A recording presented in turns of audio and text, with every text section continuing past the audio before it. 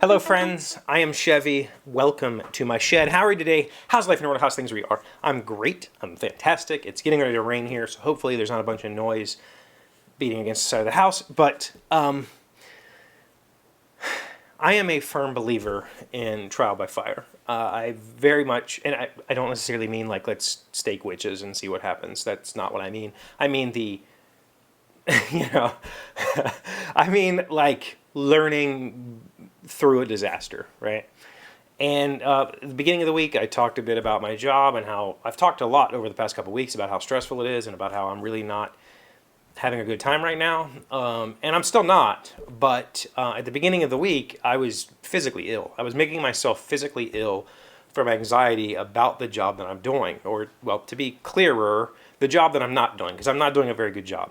And the reason is I don't know what I'm supposed to be doing. I don't know what's right and what's wrong in this particular case, or, you know, every single time I get a new problem, I don't know how to fix it until I've learned how to fix it. But the best way to learn is to do it, right? Is to just try and screw up whatever you can. And so at the end of yesterday, I spent all day yesterday, almost all day. I spent about 6 of my hours yesterday trying to track down one little bug that like 2 people complained about. But it's a big enough issue that if other people wanted to do this thing, they wouldn't be able to. It just wouldn't work because whatever was happening was not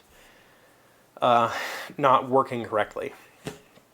So while it was only an issue that 2 people were reporting, I think there's a whole lot of other people who are just not telling me that this is an issue. So I started digging into it, and it came down to, I don't know. I just shrugged my shoulders. I have no concept of what's wrong.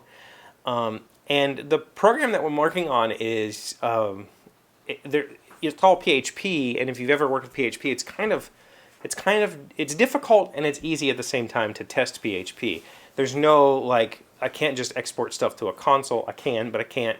I can't just rely on, I can't just,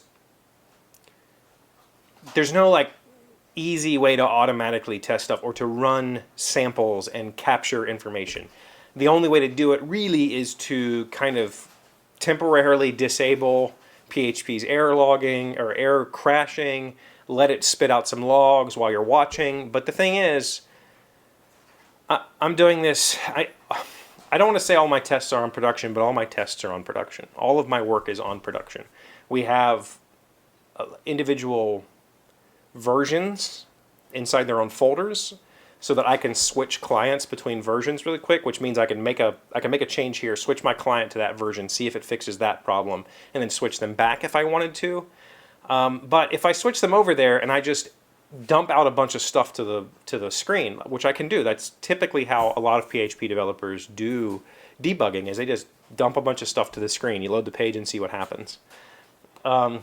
Instead of doing that, I decided to build myself a debug log.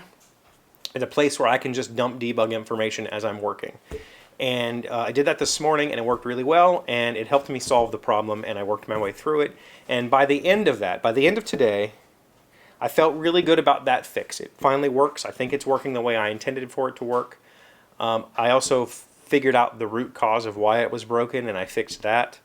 But then all of a sudden, I got like 6 emails, 4 from one customer and 2 from another, that here's a problem, here, and they were all different problems.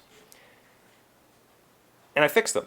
I got a little bit anxious about it at first because it was such a flurry all of a sudden, but I was able to do it, and I felt comfortable enough. I think I finally have started to figure out the main workflow of this program enough that when something like that goes wrong, I can at least figure out how to navigate to the problem. Before, even finding the problem was an issue. Like just figuring out what file was causing the problem, because you might visit a page and, you know, on a normal system, that page is made up of a back end and a front end. Well, this might have, this particular program might have 30 or 40 or 50 files that it calls to make that page. And I have to figure out through that backtrace which one of those files is causing the problem. It's a cluster, but I think I've got comfortable enough with it. Now, the one problem that I have, though, and I don't know how to solve this problem, is my memory. A problem occurred where a customer was trying to enter something into the system and it was telling them you can't. And it was because part of the form that they were entering was just blank. It was just empty. And it shouldn't have been. It should have had information in there. And I had just dealt with this problem 2 days prior with another customer, and I figured it out on their system and fixed it. But now this other customer on their system was having the same problem, and I had no clue how I fixed it. I had to retrace my steps and do all the debugging that I did the first time again, and it's only been 2 days. And so I need to figure out a system of notes that I can quickly and easily find solutions through. It used to be that a customer would send me a work order and I would put the information in there and I could always just go search through all of my history.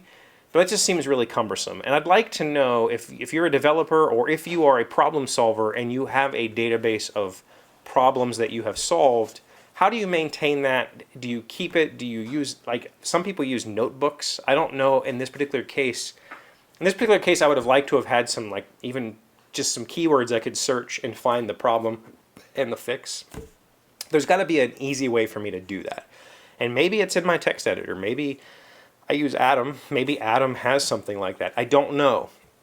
But if you're a developer or if you're somebody who has a problem-solving database, I would love to know what you're using and how you find your previous resolutions.